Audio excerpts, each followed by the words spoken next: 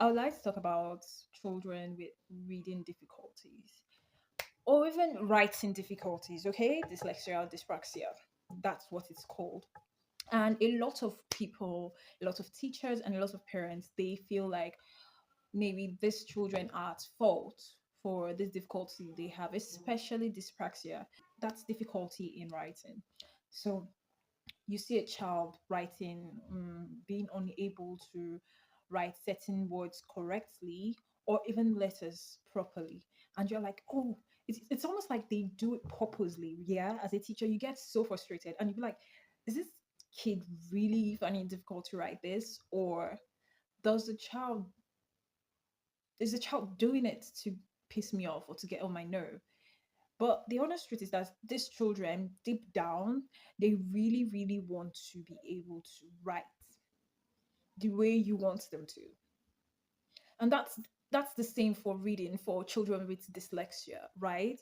So they are finding it difficult to piece sounds together. They might know the sounds of letters, but joining the sounds together is a problem for them. And you're probably like, but you know the sounds, just join them together. And like, it's almost like if it's something you haven't experienced before, it's almost like it's not possible that something like that would happen, right? So, and I want to ask this question today. Why do you think, or how would you react when you meet, or if you meet a child like that? If you're a parent, how do you feel when your child is like, making things so frustrating for you by not writing properly or by not reading properly? I know as a parent, you expect so much from your child, but we really, really need to take a step back and to think of the fact that we've been children before. We've been children before, and there were things we found difficult with. And these learning disabilities are not the fault of the children. Heck, they are not even your fault as a parent. As a teacher, definitely not your fault, obviously. But how do you handle those kind of situations? Those are the questions you should ask yourself. That's the thing that should be on your mind. You're trying to figure out, what can I do to help this child? It's obvious that this child has a learning disability, or better still, get an assessment done for the child.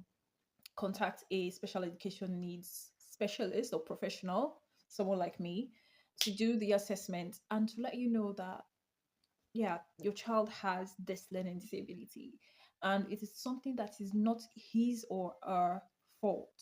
It is out of their control, it is out of their willpower as well. Just like being sick, and you can't control the sickness, that's how it is for them. So getting a special education needs professional to run the assessment test for your child is the first most important thing you should do. If you notice that your child is having a learning disability, it could be dyscalculia, difficulty with numbers or calculations. It could be dyspraxia, difficulty writing. It could be dyslexia, difficulty spelling or reading.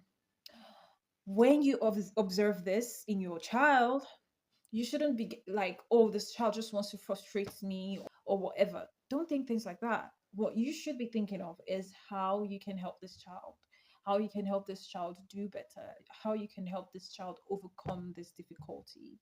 Figure out what that difficulty is, first of all, through an assessment. A SEN professional can do that.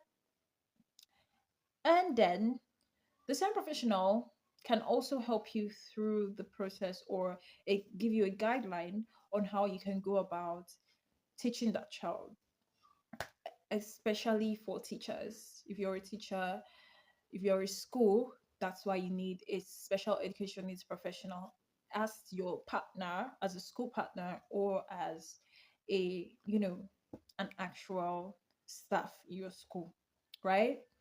So that's it. Thank you.